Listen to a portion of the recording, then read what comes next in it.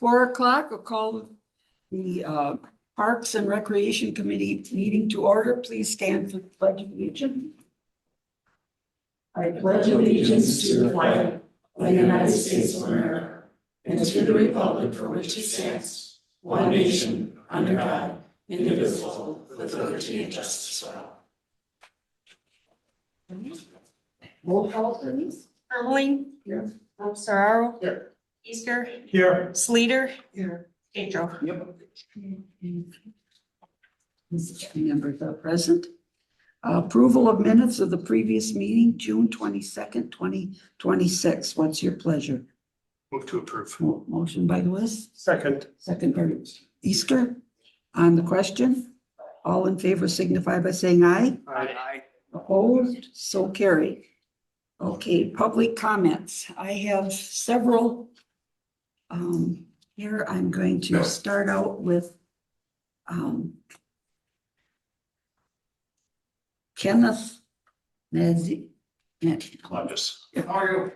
Yes, come up, state your name and address. Yep, Ken Hodges, 3883 Martin Road, Crotonwetter, Wisconsin. I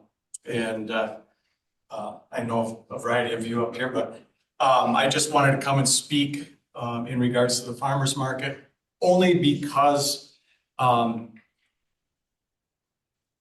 as the farmers market moved from the corner over there to where its new location is now, first things first, it was done so very seamlessly for us vendors. It was easy transition for us. Actually, it's better for us vendors because we can just drive right up. Our vehicles can stay there. We have a lot more time and it's safer. My spot over on the corner of Camp Phillips and Schofield Avenue was almost right where the sign is.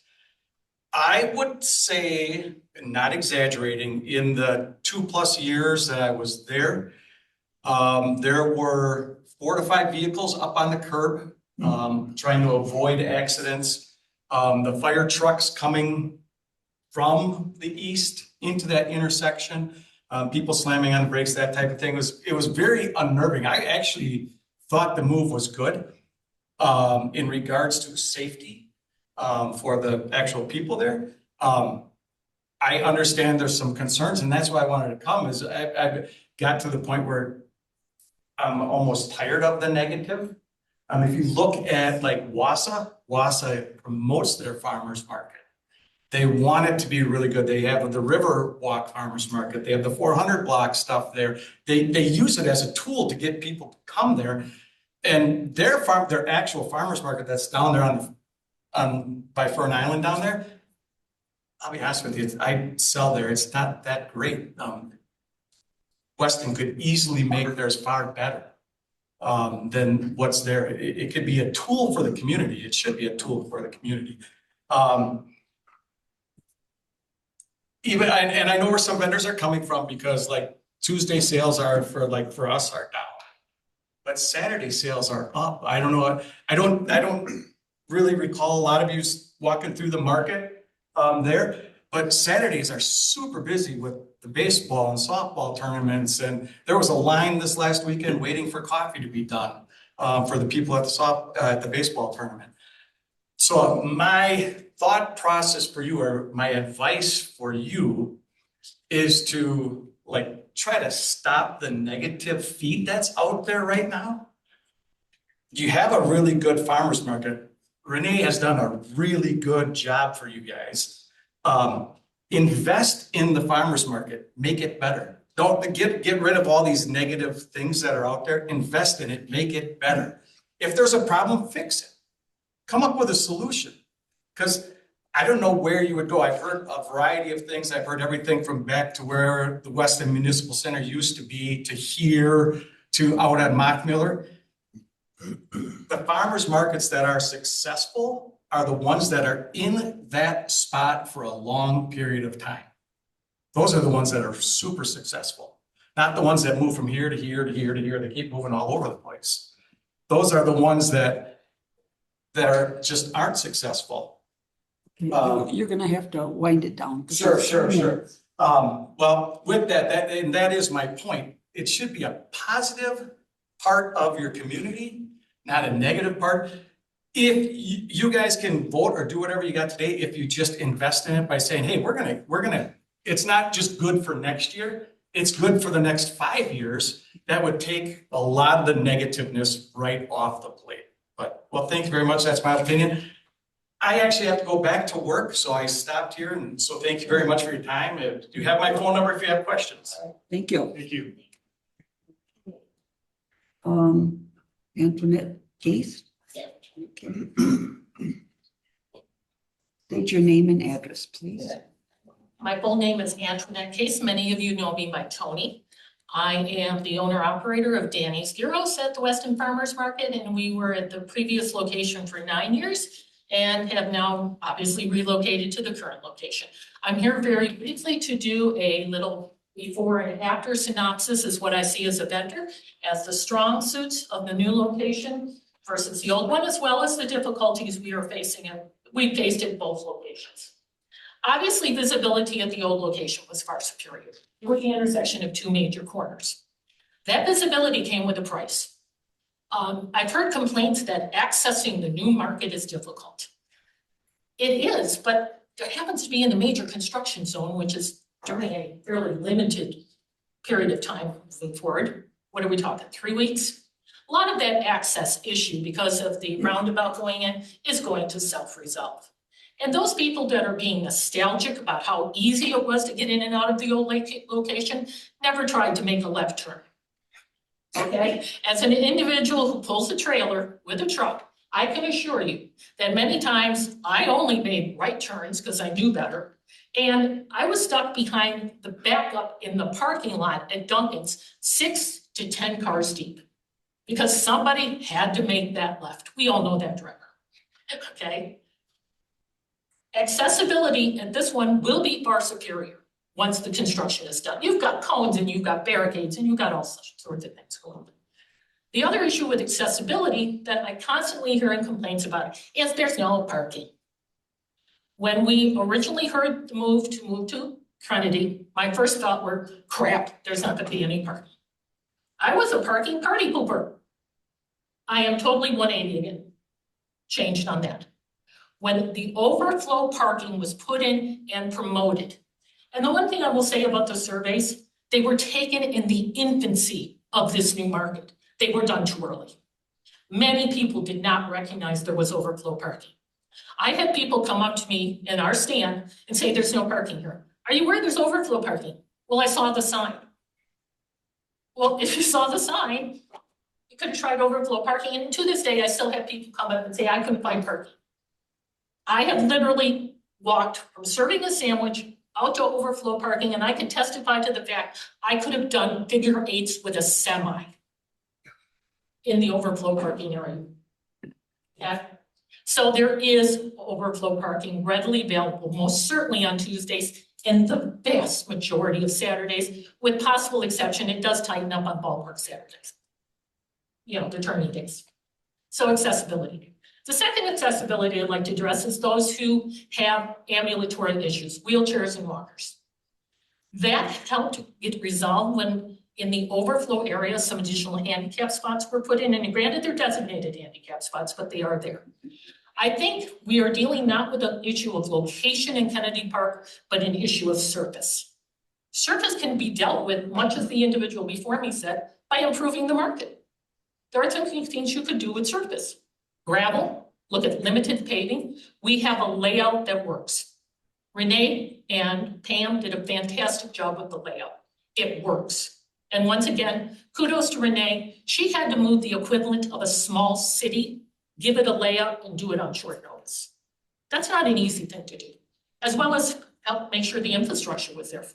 Okay, if you wanna. The accessibility issues. If we look at perhaps doing the necessary improvement for those who have ambulatory issues, whether they are walkers, wheelchairs, etc., by dealing with additions to surfacing, okay? Finally, I would like to deal with the issue of, I've heard of the other locations.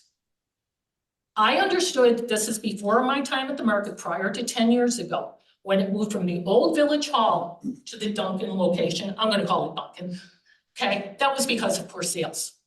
The sales exploded when they moved it to that location. What are we talking? 3/4 of a mile, give or take? Okay, I didn't walk it off, okay?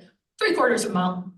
If you look at locations like Mark Miller Park, you might as well give up the farmer's market business. That will no longer have any visibility for the impulse buyer. You know, the person that just says, ooh, I want an egg roller. Okay, Oh. your time is running out here, so. Okay, we'll sum it up quickly. We are in our infancy at the new location. Give it a chance to work. Put what is necessary into it, and I don't believe it would be a huge taxpayer burden to make it work. And with the clearing of the construction and those other issues, I think you have a real shot here. If you move to locations far out, like Mockmiller or some other ones that are, I've heard raised, you will lose many vendors because those vendors will lose many customers. As a vendor, what is best for the Weston resident and the Weston customer is best for me. I'm first and foremost a business person. And many of you know me on this board. I don't pull my punches, ever. That's the nature of my personality. Okay, And I know your time business-wise- your time is up. I know business eyes, your businesses and your customers will both suffer. Thank you. Thank you.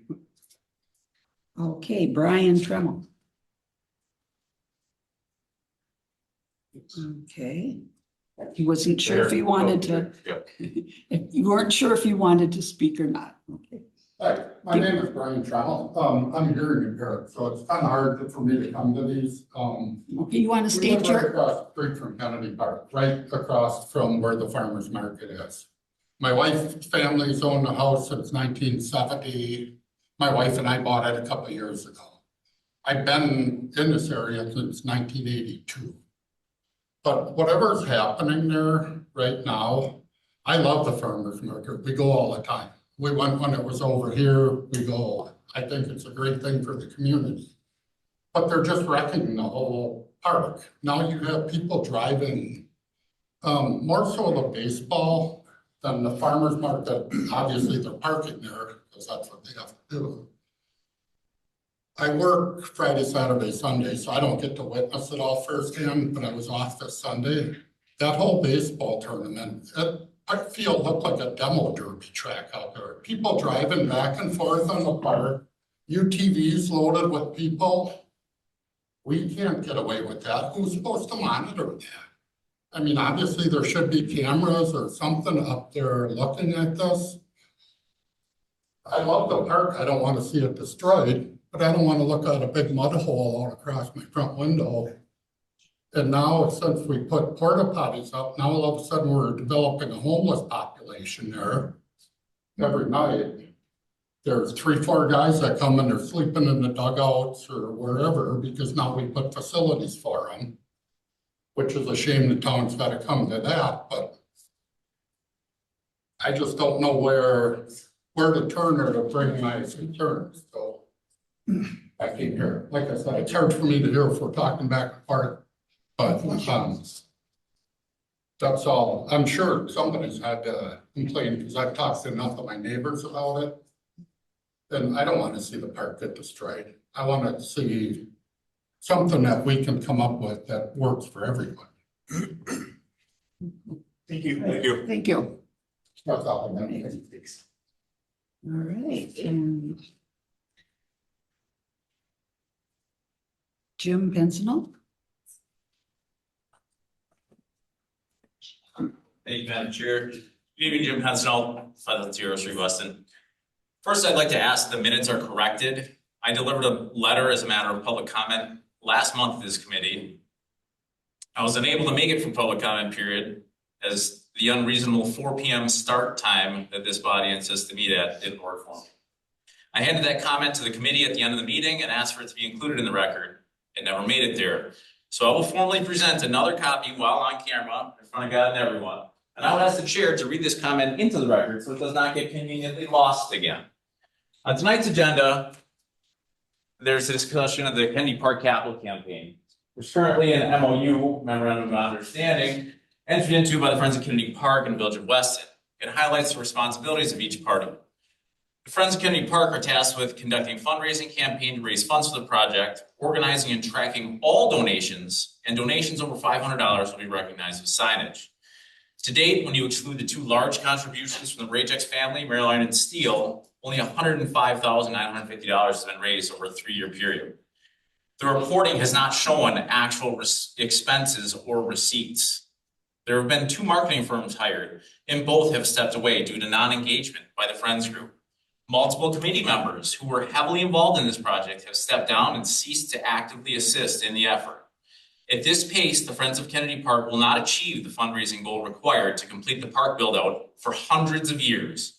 I am asking that this body formally recommend to the Board of Trustees that this MOU is terminated and that another fundraising entity is found who is interested in actually raising money required to make this project a reality. On the topic of the pool, the expenses are out of control. There are $80,000 supplemented to the operations of this park annually, and it still loses money. This doesn't even begin to factor in the hundreds of thousands of dollars in repairs, maintenance, staff time, equipment, and capital expenditures which occur every year. The parks director himself stated that the pool is only open for 72 days a season in his report. Then you take away days for poor air quality, low attendance, cold weather, and you're under 60 days annually. It's costing more than $3,000 per day just to flip the open sign on, and more than half of that money is borrowed funds that we are paying interest on as taxpayers. I respect providing services for the community and that every service is a break-even venture. However, we are hemorrhaging money and no one seems to acknowledge that. When does it stop? How much is too much? Is $10,000 a day too much? How about $20,000? Please get a better understanding of these expenses and get them under control. Take the blinders off and look at more than just the one number in front of you. Finally, I took a visit over to Kennedy Park a week ago, and I stopped again today. And all of you from the DC Everest Youth Baseball Organization should be absolutely ashamed of yourself. That park is disgusting. There is less birdseed under my bird feeder than there is in front of the dugouts and under the bleachers. That's crap. There's trash everywhere. That's crap. We didn't borrow $2 million to go build a park for you to destroy in less than a year. Every single one of you needs to look in the mirror and say to yourself, self, there's 100 kids here, there's 1,000 kids there, there was 1,500 kids here.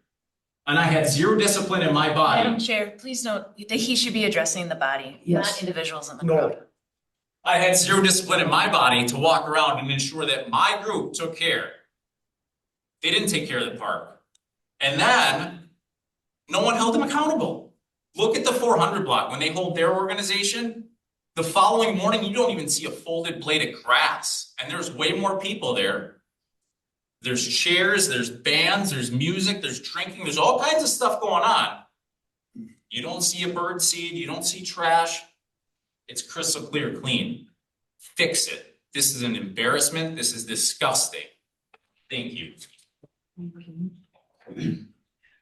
He handed me a letter that he gave last month, I believe you said. Yeah, so we made a decision as a body last month that that letter was not given during public comment. It was given after, so that it was not public comment. So that's why it wasn't included. Okay, but it was given to me during public comment. Excuse me, could you speak a little bit Sorry. louder because you don't have microphones and Oh. it's Sorry. difficult for a lot of us to hear you. Okay.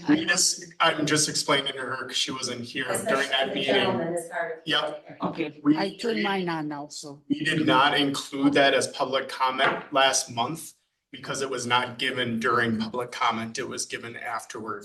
So it certainly was given now and we can do with it as the chair wants, but last month we decided it was not given during public comment.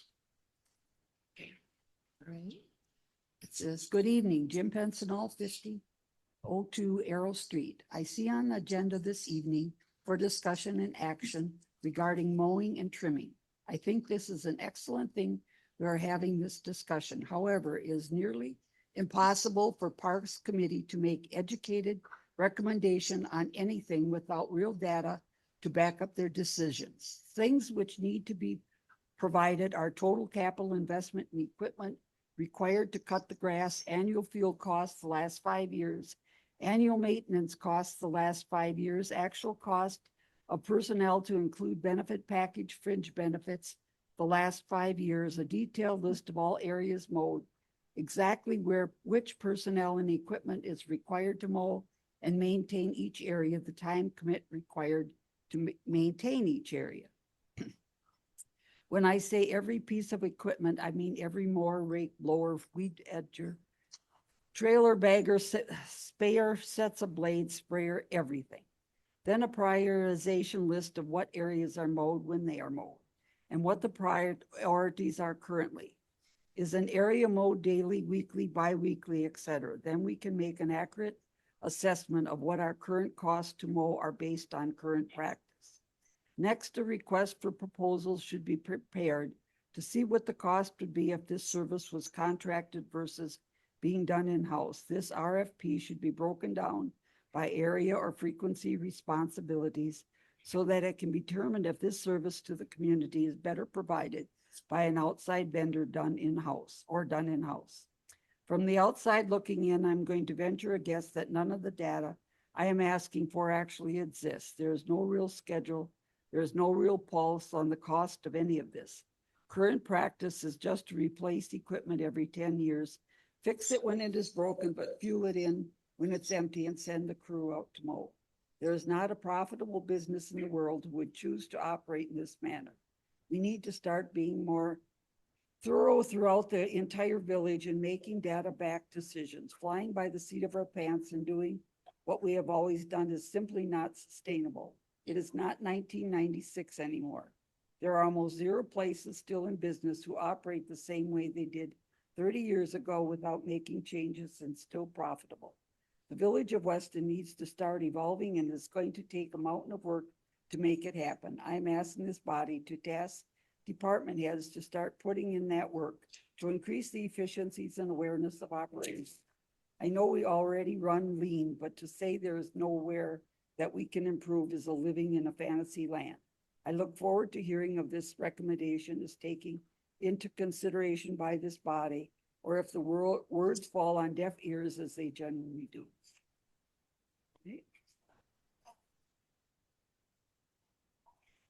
Okay, let's see what else have we got here. Okay, I've got a letter here from Jackie Bender that was mailed. Now she is not here. Is this something? It was also included in your packet as written correspondence. Right. So it is part of the record. I don't know if I. You don't have to read it, it was open. Okay. And then I received a letter from Jamie Wyland. Again, she is not here. It's the committee's decision. I would say include it as part of our public comment. I don't think you have to read it. It's up to you. Yeah. Well, what is the rest of it? Read it or just put it? Put it in the packet. Okay. Okay, we will include that in the packet. Her concern is the renovation. Right. All right. That will become part of the packet. Update on Kennedy Park renovation and capital educational presentations and reports. Update on Kennedy Park renovation and capital campaign. Who has that? There is a RFC in the packet. It's the same one that was shared with the board at their last meeting. So there's not a lot of new information. It was also emailed out to the committee when it was prepared. But we have been requested to provide a quarterly update to the board. So that same quarterly update comes typically to the park committee to review also.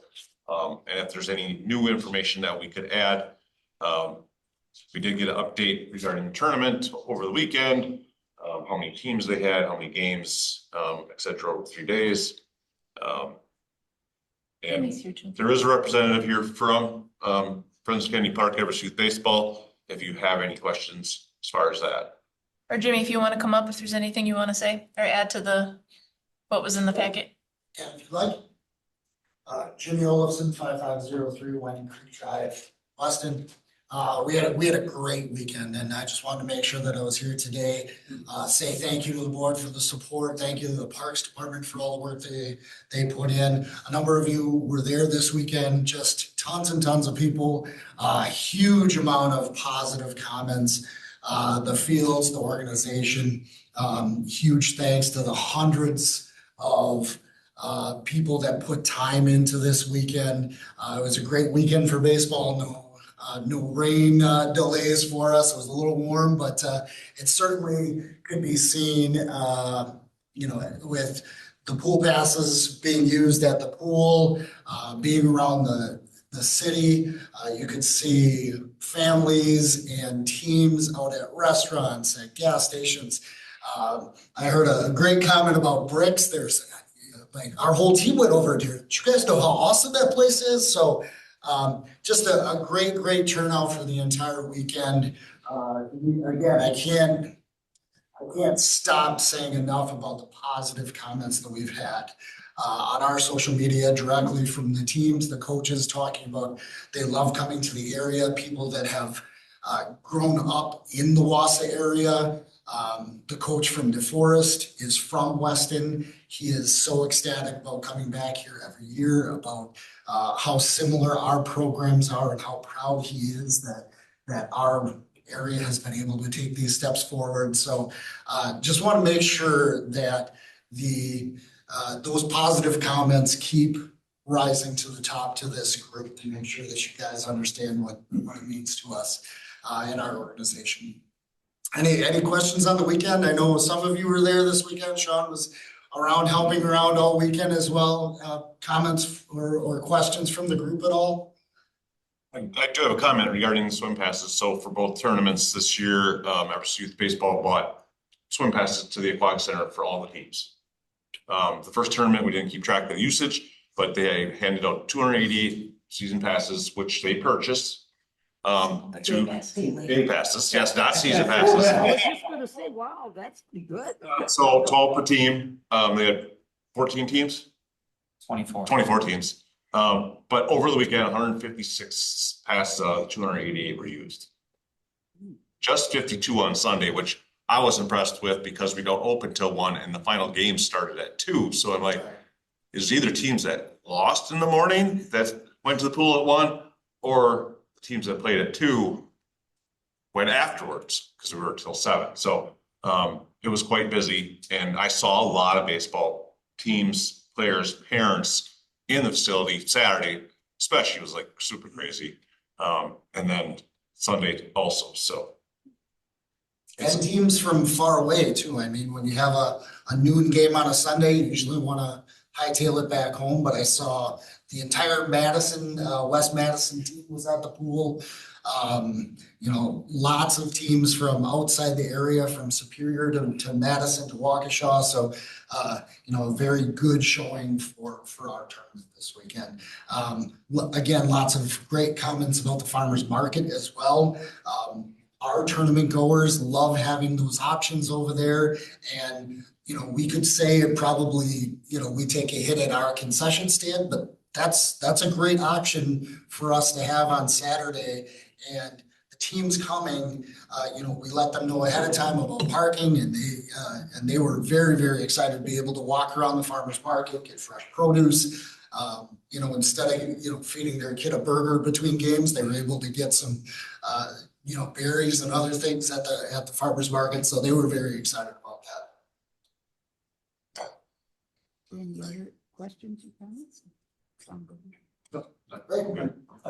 Michael. I was there on Saturday and Sunday and did talk to some parent, or I think he actually was from the Madison area, and was commenting how great it was that there was a pool on the site. He says none of the other places they've ever been at had a pool there too. And they took full advantage of that. And then they were going to Pizza Ranch locally to eat, which is pretty good. Renee, did you have comment? No, I was just gonna add in there, I'm not sure if we're done with the topic or not, but we had the goal game donation last month, I think, presented and put into the community foundation, and we had the update from Musco Lighting to finish the lighting on Rayjack Field. at 98,000, so that's looking to be the next step out there at the improvements is the, putting the lights on, so. I guess maybe similar to what I've been hearing about the farmer's market, there seems to always be this negative connotation. You know, nobody in the community has millions of dollars right now, and, I mentioned it at previous meetings. We've had master plans for Kellyland Park, Yellow Banks Park, Prohaska Park, and nothing's been going on there either, but yet we are all of a sudden upset that, in the community, it seems like that we're not building this or it's not fundraised for yet. We're up to 600,000, and every year there'll be, 700,000, 800,000. We still have a well building on the northwest portion of this project. I look back through all of our meetings, it was never, this is gonna be $14 million of fundraise projects. This was, we have village projects, we have bathrooms from the 70s, we've got shelters, we've got this infrastructure that the village has. And I don't know why it keeps getting brought back up that this is all fundraise for monies, because it's not. It was never planned to be 100% fundraise for. Because we have village facilities that existed prior to doing any baseball updates, and there'll be village facilities after the baseball updates. The farmer's market is a great integration. We're talking about how do we maybe modify the master plan. That's what this whole thing is it's an evolving park to figure out how do we make it for the community, for everyone to use. So I think everybody thinks because a plan got adopted, it's being done and it has to be done in 5 years, but we've got many things that show that that's not how our community has functioned. If that was the case, we would have a zip line over the Eau Claire River at Yellow Banks. We would have pickleball courts at Kellyland Park right now, but those master plans were adopted and 10, 12 years later now, none of that was done. And that's okay. It was a thought at the idea as we updated a corp and we move forward. We're doing the same thing with Mock Miller Park. I think next month that we'll have an update on what that looks like. It doesn't necessarily mean that's what we're doing tomorrow or over the next year, but it's an idea. And if we get funding, if things present themselves, we're going to go with that. We also had a state representative say there's some grant funds available. I think you guys should go look at getting that grant money for Kennedy Park. We did that, we didn't get the grant funding, and all of a sudden that turned into the village was relying on this grant funding to do this project, and now, they're, not finding that money. That money was an offer, it was a, hey, you guys should try to get this, not we're relying on that to get this project done.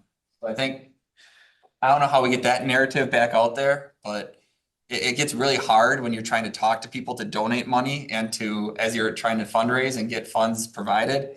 And people are questioning like, well, is this project even alive anymore? Is it dead? I keep hearing that it's not reaching its goal and it's getting scrapped.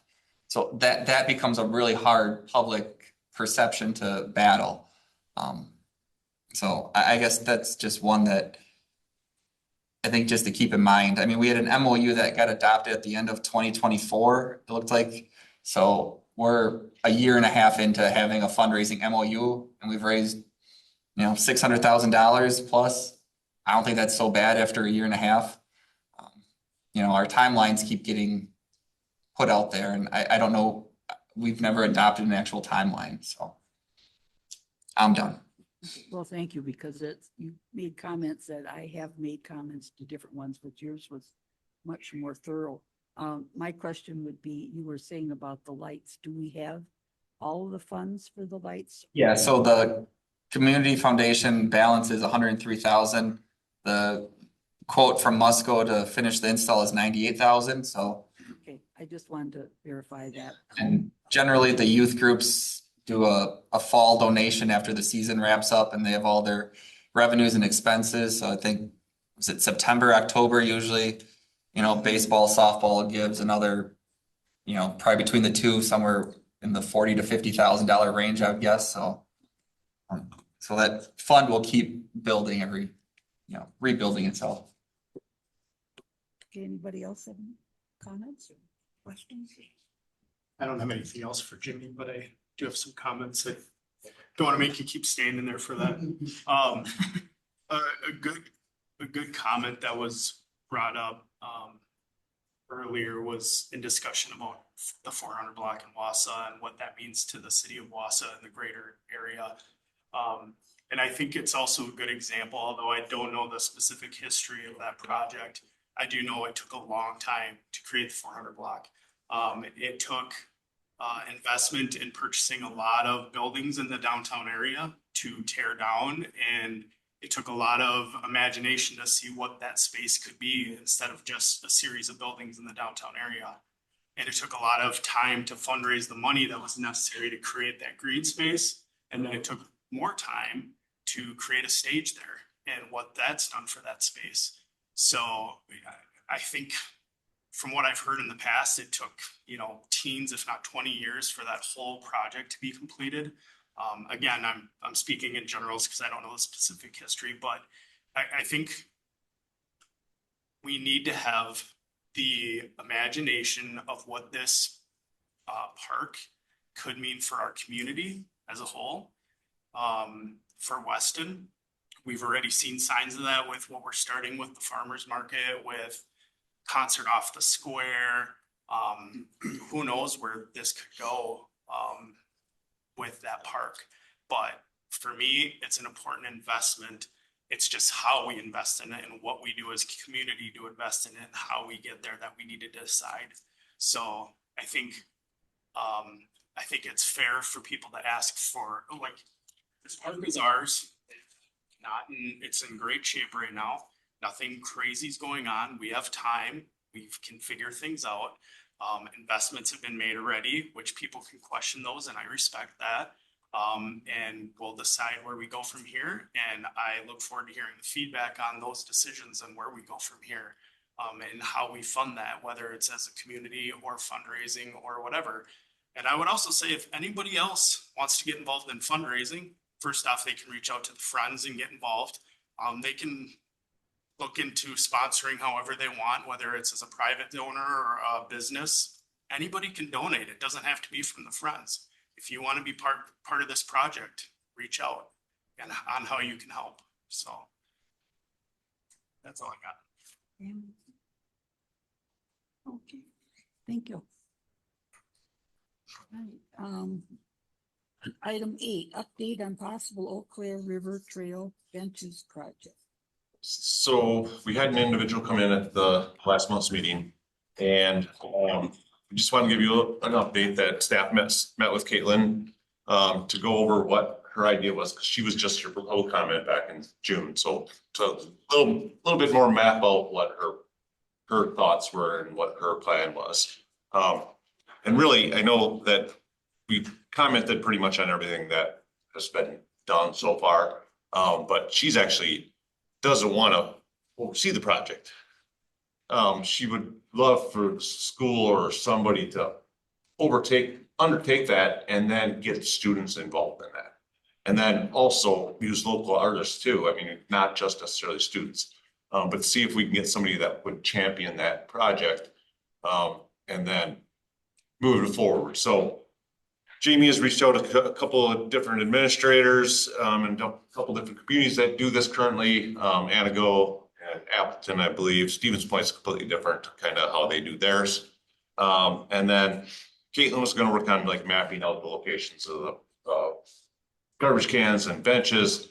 And then Jess went out and took pictures of who's on all the benches to make sure if we want to reach out to families to see if they want to participate. Because we're not just going to paint their donation, their memorial bench, unless the family agrees to that. So it's really just a little start to it, but it's going to take some work to move the project forward. We don't anticipate anything happening till next year at some point, if it moves forward. So Caitlin has a really cool idea of if we coordinate with the schools and the family members are okay with painting, we'd invite a family member to the art class to talk about why they dedicated the bench and what they liked, and having that be associated with the artwork that would be on the bench. So then it makes it a little bit of history and a little bit about local people that lived here and what was important to them. Any questions? I guess now would you be purchasing additional benches or just what is? that wasn't the plan. I mean, we actually talked about possibly starting with one of the garbage containers first. The garbage containers, not necessarily going for the bench, Cause you have basically 4 flat sides. The benches have curved arms and curved backs and just a little more complicated. So as a test project, like maybe do one of the garbage cans and then see how that goes. But she put together with just using acrylics because she knows that the schools would have those available as far as paints. So it'll be common paint, but it's definitely something we'd have to research a little bit more, you know. Because I know the paint's background. Okay, I went to, She's with Lawrence University. Was here local. She's a resident local, but is a graduate of Lawrence University or is going to be graduating, but is going to be studying abroad. So. and I'll be looking for a position for next fall. Yeah, my question was just gonna be, because I know this would come up with any cost to the village. Yes, there will be some cost. There might be some supply cost for paint depending on. But this is instead of us using equipment or whatever. To remove To graffiti, remove yes. graffiti from the Right. benches, it's more, how can we change the benches for the better? Rather than just scrub them and hope that nobody sprays them again. Well, I just wanted to verify that, you know, this isn't some big project or whatever. Okay, anything else? I don't believe we have any action on this. It was just the, Okay. You click the next one. The next one would be unfinished business discussion and possible action on Farmers Market Kennedy Park Master Plan. so as requested at the June meeting was, you know, if the farmer's market was to stay at Kennedy Park. You know, we've talked about a master plan is just a plan. They change, we don't necessarily build what's in the plan. But if farmer's market was to stay at Kennedy Park, how do we incorporate that in the plan? And adjust the current plan? Because right now there's proposed to be a baseball field in that area. But that baseball field might not get built for 10 or 15 years too. So it's just, you know, where would be the area if we kept it in Kennedy Park? But the broad discussion is, are we gonna keep it at Kennedy Park? So we include the master plan with the proposed phasing of the project. And like I said, this could take 20 years plus to build or not all of it ever get built. But, you know, how we can utilize the current plan, possibly incorporate the farmer's market. If that's an option for what the committee would like to do. So then we included the updated survey results that ran through June 30th. So the RFC and attachments back from October 20th on why Kennedy Park was chosen versus the other options that were proposed back last fall, which was only October. So that's only, we did a lot in a month.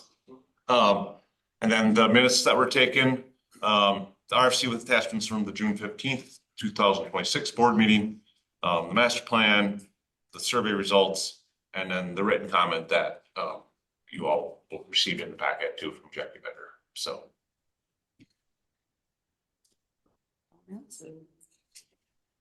We want to keep this process moving forward because last year we were planning to do a farmer's market and it was the end of October. I mean, there was no time to literally do anything last year on it besides the planning portion of it, laying it out, etc. But physically, the construction of it took place right up to the day we opened, literally, I think maybe 2 days before, I don't know. Between painting lines, getting the electricity wrapped up, making sure everything was all set to go. And then, I mean, it's literally been there for not even 3 full months. So. You have any comments or concerns? I think we should look at this master plan. Maybe we should massage what's there with including the farmer's market now. Because it seems to be working quite well. A lot of the people, we actually have more vendors there, I believe now, than they had at the other site. So I mean, it obviously is growing. And if we can incorporate it into this master plan, I think it would be best for the village itself. Anything? Is there enough room to put it in there? I mean, I think. Even if it's not where it is. Well, the thing is, Yeah, I mean, it maybe, you know, I guess that'd be the question is Alderson Street where we want it to be? Does that, you know, Alta Verde side, is there a portion of that where, you know, if, you know, that field gets shrunk, you know, we got that whole northwest corner, like I mentioned earlier, you know, that's a well house, an old park shop, a warming house, I mean, we got like 4 buildings over there. You know, if we reconfigure that and have, you know, work with, you know, the hockey organization I know is looking at something over there. Right. Is that something where, you know, where that green space is that would be meant for, you know, an outdoor hockey rink, is that enough room for the farmer's market? And then you got maybe that asphalt parking lot south of there and that playground could get moved over and the outfield fence for that field maybe gets shrunk in. I mean, I guess that's where we're going at. This is a concept and, you know, where do we want, and if the direction is, yeah, it really should be on that, you know, Alderson Street side. Okay, well, is there a way to tilt the ball fields or, you know, do something like that? So I guess trying to understand, is it that location on Alderson Street or is it just in general in the park there is where we want it to be? I mean, the other thing is the goal of the master plan was for 5 fields at Kennedy. We currently have 5 fields at Kennedy, which we only had 3 before. Built 2 new ones, which we utilized space that was unused. Yeah. Below the skate park. And then we used one of the underutilized field areas that was formerly soccer, but since JV and varsity moved off of Kennedy 20 years ago or 15 years ago, they don't see the use. You know, they built this soccer complex at the middle school, they built the People's State Bank one up in Wausau, and literally soccer completely went off of our park properties with the exception of practices. So,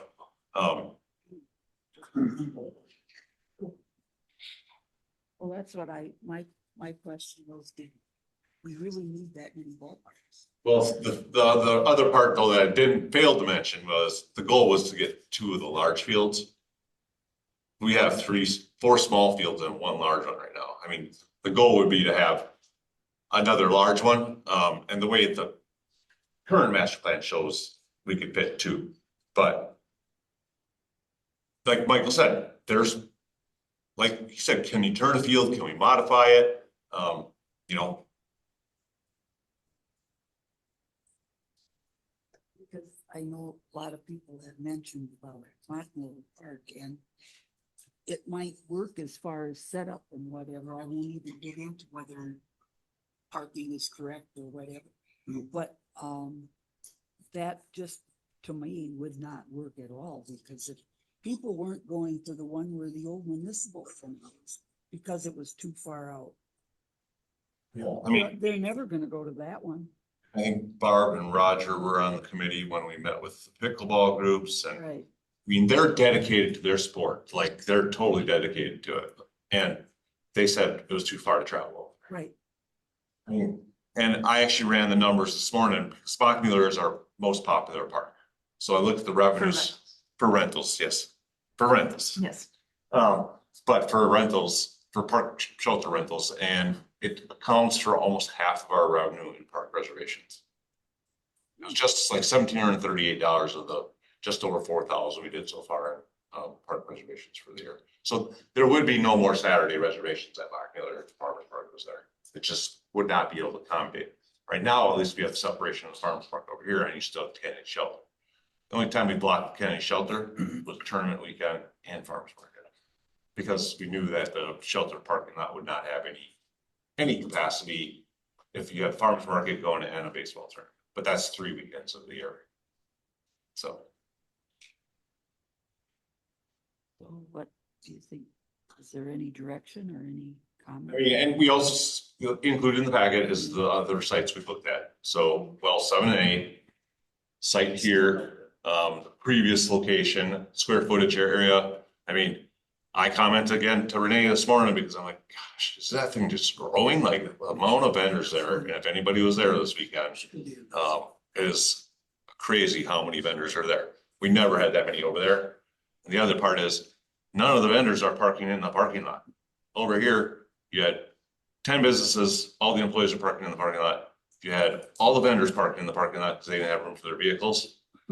And that parking lot was full too. And so, I mean, Had an appointment, I couldn't get in. so, I mean, we looked at other sites, it's really just, you know, you keep it at Kennedy Park and make some investment. I mean, we've talked about improving the traffic flow. If we had what's on the master plan or something similar, you'd have it in and out. Not everybody trying to go in the same driveway. So, you know, that's an improvement that the village would need to undertake. And, you know, you're doing it for farmers market runs from May all the way through October. So, and then with the 2 new fields, we have a lot more baseball parking over here. They always park down on the west side of the park because that's where the 3 fields were. Now with the 2 new fields, we're getting parking on the east side also. But I was there all day long Saturday. I was there till 9 o'clock, I think, that's Friday night. And there was nobody parked on Alta Verde Street that was attending the pool. I literally made a comment to a couple people. I'm like, there's nobody parked on it yet. And this was 1, 2 in the afternoon. And the pool had a reasonable amount of people, and baseball tournament had tons of people. There was capacity in the field area where the hockey rink and open rink are. So there was room available for people to park. And Safer did prove that you can go down Newport with cars parked on both sides of the street twice. They went that route on the way there and they went that route on the way back. And I was standing there, I'm like, you think you take a different route back? You just went through there.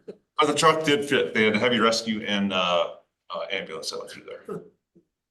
I guess my question is, with the parking right now, I mean, you know, before we do anything, without getting too carried away for cost wise, is there any way you can set up with ropes or for people that they can park in a orderly fashion rather than kind of haphazard? Yeah, are you saying like on the west side of the park in the rink area? Because they park pretty well organized along all their sit, like literally they all nose in and park up towards the sidewalk. I mean, I walked that, like I said, at least 3 times on Saturday, and the people that are pulling in there, they literally all park the same way. It does get a little different when the farmers market's not going and baseball showed up on Sunday, because then they're like, well, this whole area is wide open. Now they saw where everybody was the day before. So that is probably something for those 2 or 3 tournaments per year that could do some organization to keep them up with certain areas. Get direct, because I've gone to like the balloon fest and that, and there's people that'll just kind of say, okay, over here, you know, and they have some ropes there that you just kind of, you know. And the groups that we've worked with youth baseball, Harvest Fast Pitch, I mean, they're very good at getting information out to all these teams and the coaches on where the parking areas are ahead of time. So when they show up, they have an idea of where they're going, where the fields are, the numbers, and they can pick their spots. So there is an education piece where we're in infancy with farmers market. So we have to train the people that are using it to some extent. Like if you want to show up and park on the west side and get a walk in for the day, do it, you know? If you don't, Alderson Street's very popular for the people that pull up for lunch on Tuesdays. Because they can just grab it and go, you know, instead of pulling in the parking lot. But I'm trying to tell you the things I see at Kennedy, because I was part of what other sites can we look at? How can we fit it and make it work, you know? And if it was in the front of Target's parking lot, that'd probably be the most visible place we could possibly put. But that's not gonna happen. That's the question, is not so much that we might not have another place that we could put it, but.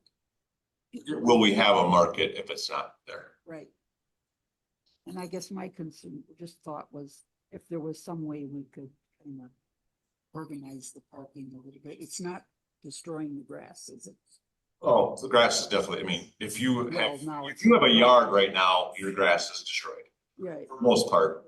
So yes, continue traffic on it without the water, without the rain.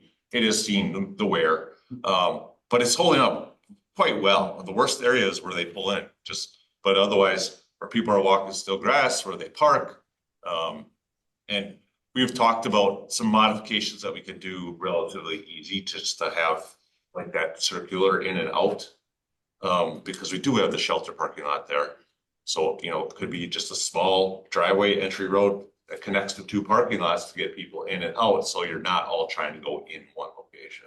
It's not necessarily adding parking, but it's adding a route in and out. Well, The a flow. flow, yes. And I think a lot of times too, the parking lot is, has spots available, but I think they see the road construction sign. So then I made a sign for this weekend that said parking lot ahead, so people know that you can park in the parking lot instead of on Alderson or on Newport.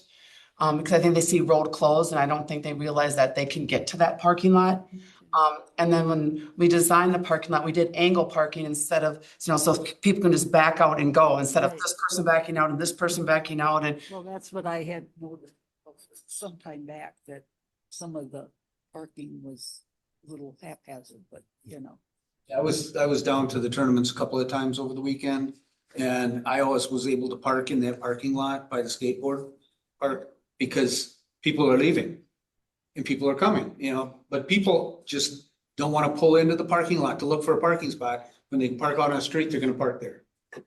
Or if they can see where there's opening on the grass where they could park, they won't drive through their parking lot, it seems like, to find a parking spot. You want to hear a funny story about myself?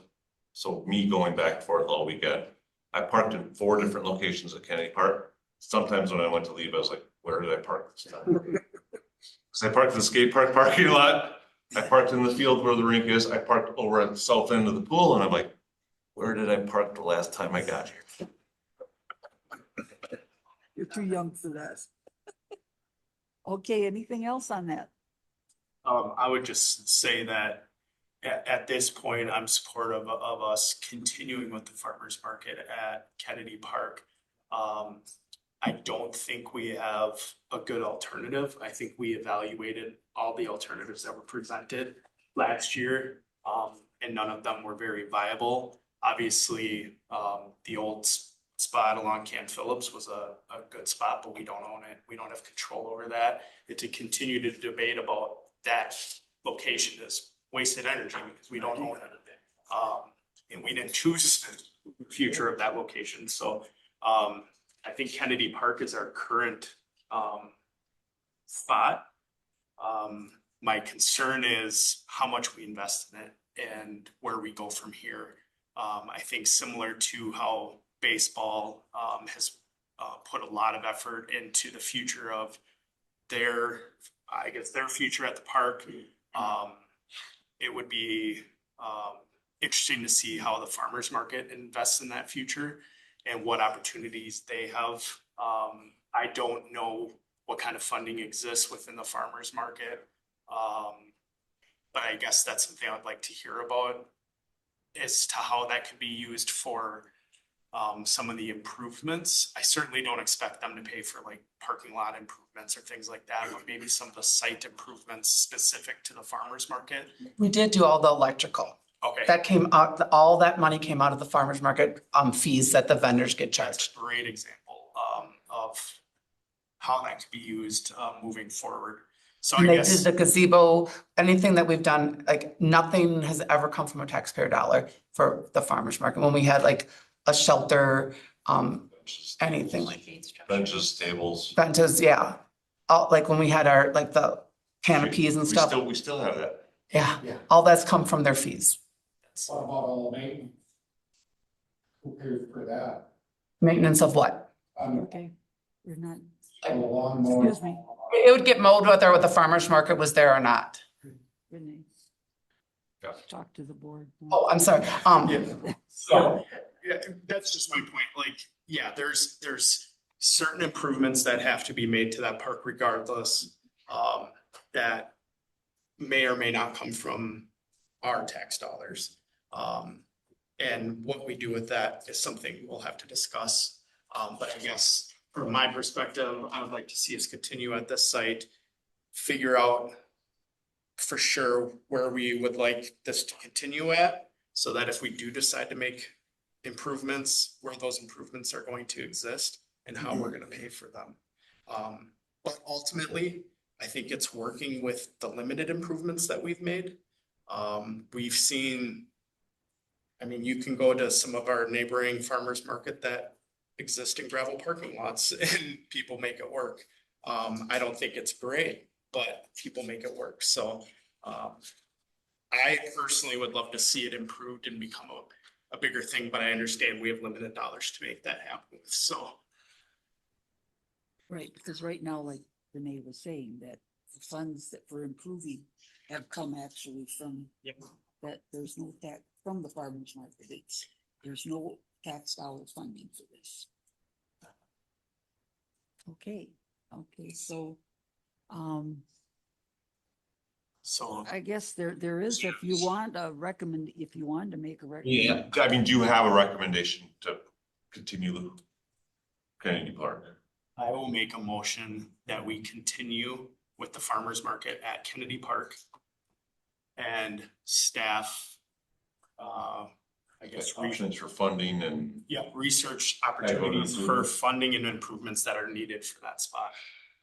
Working within the master plan. Yes, within our master plan. Second. Okay, motion, but Ruth, second by Roz, you swear on the question? All in favor signify by saying aye. Opposed? So carried, okay.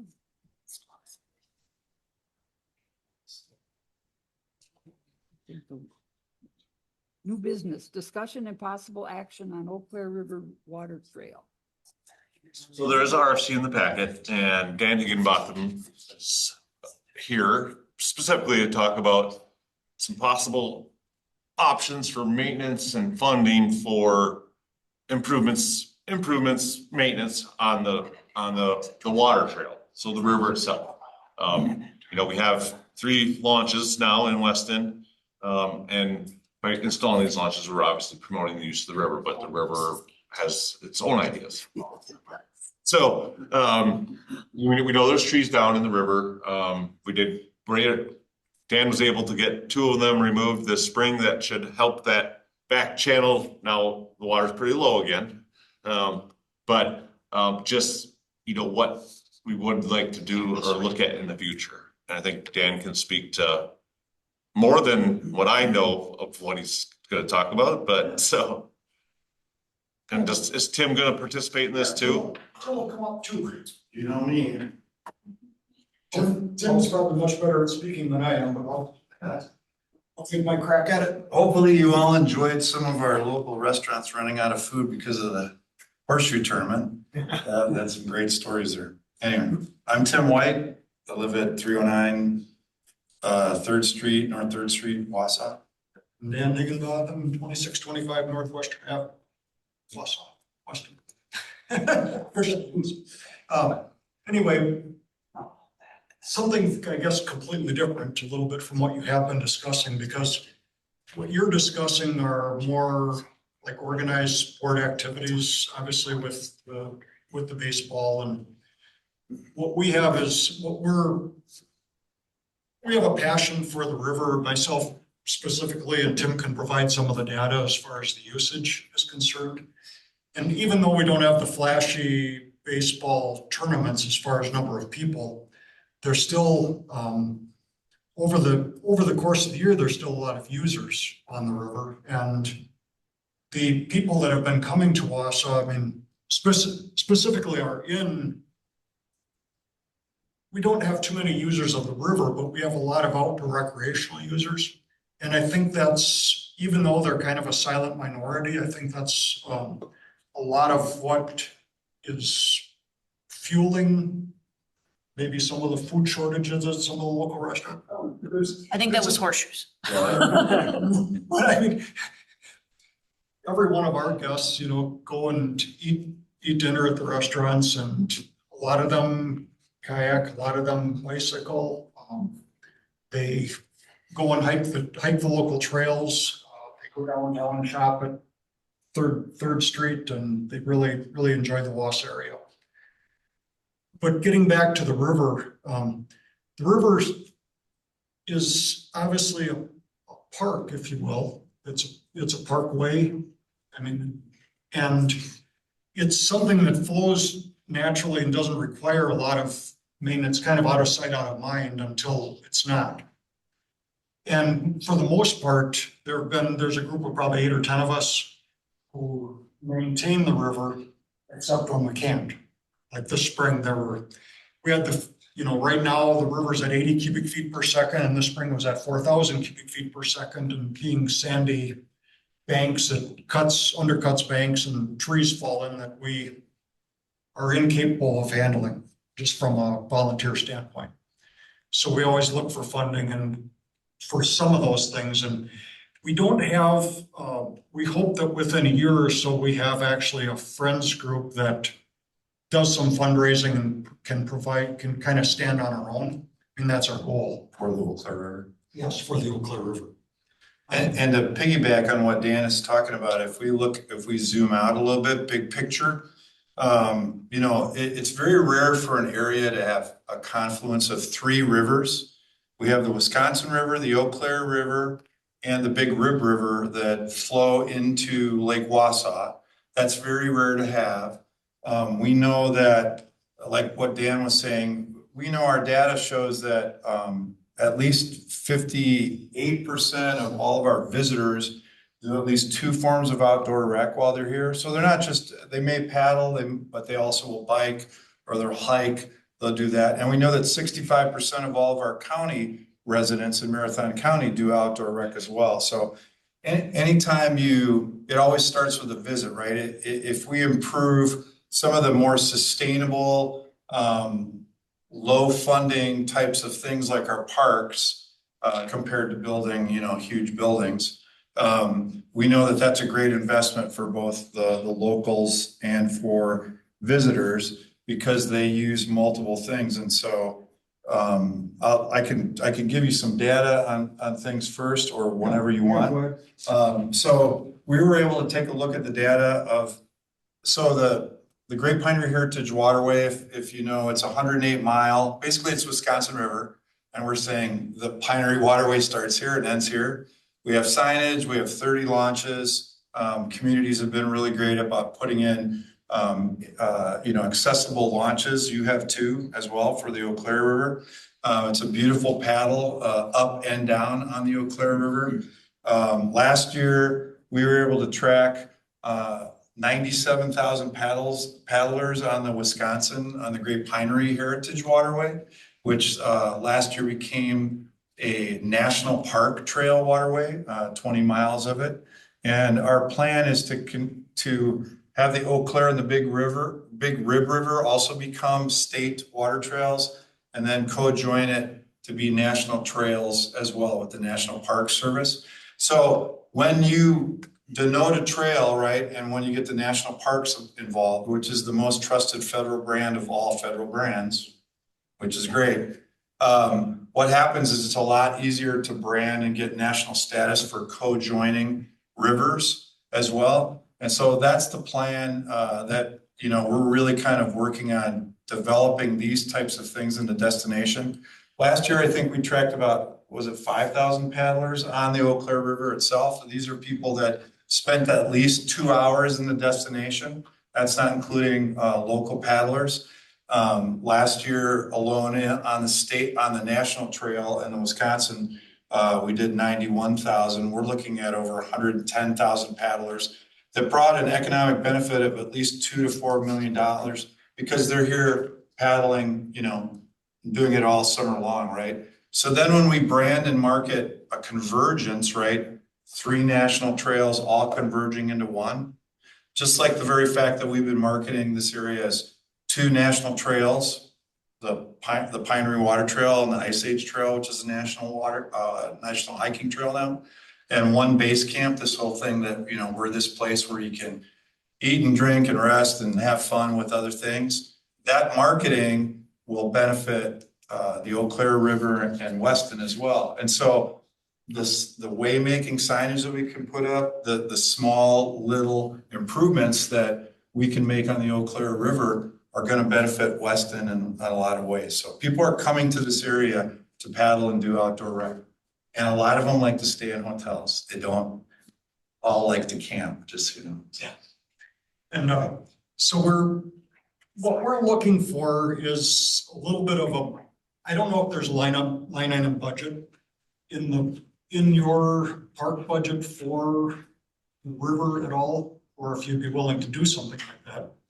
But this spring, so when we had the trees, there were 7 trees across that backwater of the river.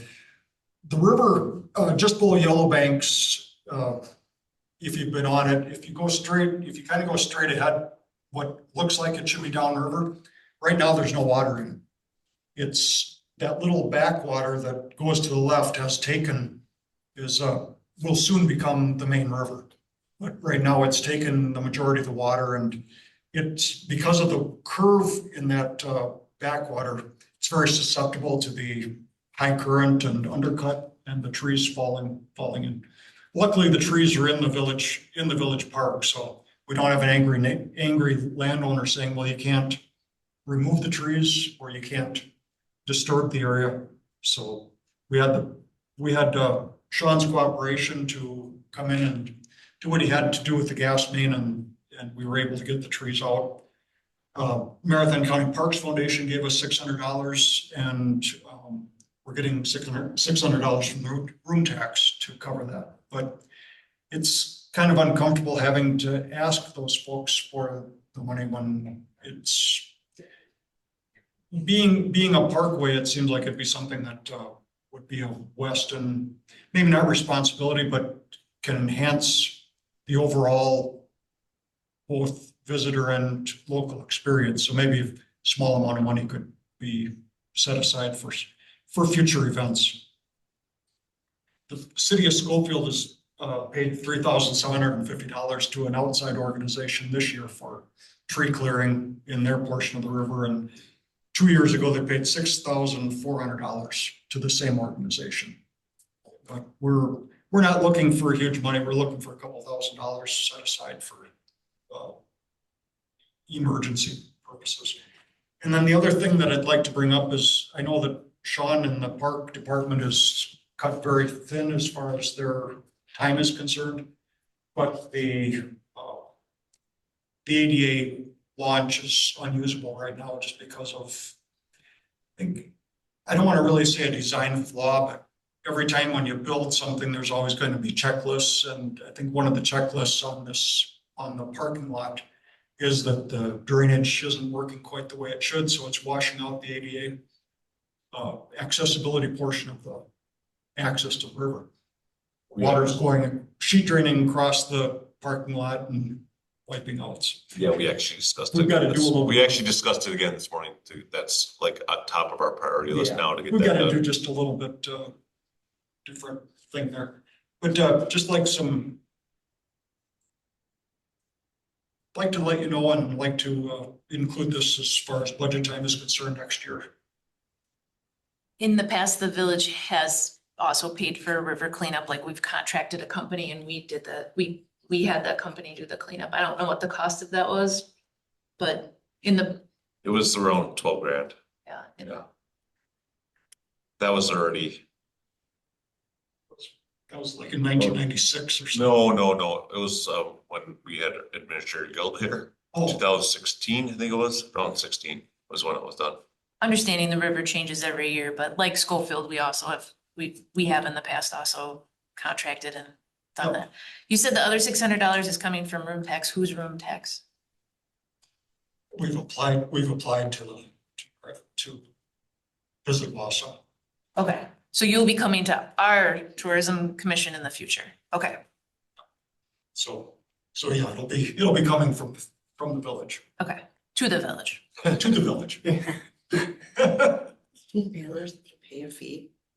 Do paddlers pay a fee? No, we don't have a usage fee. At any of our launches, do we have a fee?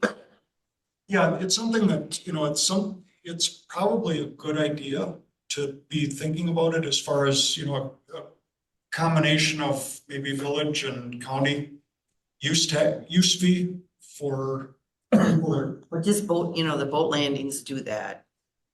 Like a $5 fee or that, whatever. yeah, they don't require it for kayaks at this point yet, but they do for, if you're going to launch a powerboat. They require a fee. You think if they did that, they would not come? No, not at all. I just think there has to be a way. I know that Bill Bertram, who couldn't be here tonight, has talked or has been involved in some other counties where they have almost like a county sticker. And, even though we're kayakers, I'm fully in support of the state licensing boats, kayaks as well. Because I think it's unfair for us not to be taxed or to license when other watercraft are licensed. Because then that money could be put back into the state park foundation system. Just like I think it's a good idea to have some sort of a county recreation tax or fee to handle some of the maintenance, because the maintenance is a huge item, as Sean knows. Love to support the maintenance more. Yeah, and as a precursor too, we're also at the CVB, or the DMO, as I like to call it, Destination Marketing Organization. You can call it CVB.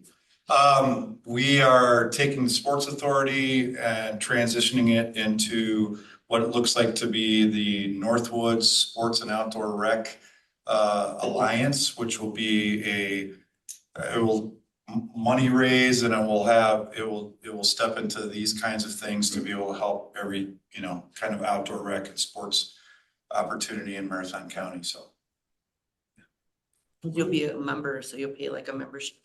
no, well, some of the organizations will pay some fees, to get some services, but right now the Sports Authority gets some room tax, and we're trying to figure out what's the best funding. We might do a separate kind of contract with that organization with the municipalities, and take that, kind of separate the two organizations a little bit more. That'll make it a little bit easier, and it'll have a staff person that will oversee, all those things, including getting more sports and outdoor rec events. By the way, we're not only going to get the horseshoe tournament for 2029, they're ready to sign for 2 other years too, without even having to put a bid in. So. And we're going to form a friends group, or Little Clear Water Trail Friends group, but we're kind of waiting to piggyback on Jim's group when he gets that started, because then we don't have to form our own 501c3. We can be under the umbrella of the overarching group. Yeah. And one other thing I just want to bring up, just to let you know what's going on with the river, and then I'm going to get out of here. We're partnering with a farmer-led organization upstream, so that they're working on water testing and water quality. So the Eau Claire has the watershed that primarily goes through the Anago siltworm farm country, but the farmers are just as interested in water quality as we are, and so we're partnering with them for some. You'll see some grant writing and some other things that we're coming together and working with the farmers and other landowners along the river. So lots of good things happening. Comments or questions? I would just say that I'm certainly supportive of us looking at ways that we can fund the maintenance of the river, whether it's through tourism dollars or grants or whatever we can do to support that, because I think it's a very important asset for us. I'm also very interested in the Friends group idea that you're coming up with. I'm an avid user of Rare Mountain, and I joined their Friends group because I'm like, I use it, I should help invest in it. So I would gladly support the Eau Claire River Friends group as well, because I love the river and I love our park along the river. So I think that's a great opportunity as well to help improve the area. So. Anybody else? Yeah, there you go. You know where I work. Anything else? Well, and Tim, and you'll bring this forward with the. Oh, we'll keep you, we'll communicate and keep you in the loop with everything. So. So I guess if you were to take any action, it would be to have us look at, other funding, tourism, if there's any other grants out there, as far as what we could apply for. Right. And then we could look at budgeting at a later date, if that was an option that you would choose to go. It certainly could be part of the priorities conversation in August at the board, if that was a priority for the parks budget too. So we would, if we're gonna discuss in August, maybe you would wanna recommend that we actually include it as a priority for the budget Certainly discussion. could do that too. Or to check on, available funding. Yeah, I mean, from my perspective, I'm not at this time, I'm not, I don't know that I can advocate for us including it as part of our budgeting, our tax budgeting. Just because we have a lot of things that I think take priority. But I do think it's important. I think we should spend some time looking into how we can find funding that exists and opportunities that exist. So maybe, Radar. Yes, for sure. okay, so is that a motion to recommend the pursuing funding for maintenance on the? Look at it, yes, right? Yes. Look into it. Yes. Does that work, Jessica? Okay, thank you. Okay, do I have a second? Scott, second. All in favor signify by saying aye. Aye. Opposed? So carries. Okay. Thanks, gentlemen. Thank you. Yeah, needed to get something formal to do, to look at it at least, find what funding is there. Okay, possible next meeting, August 24th, 2026. Any topics that we would like to for next meeting? Sorry, I'm going back here. Anything on? Mock Miller, we'll bring back. Oh, Mock Miller master Miller, plan, yep. we'll bring a concept for review. Okay, anything else?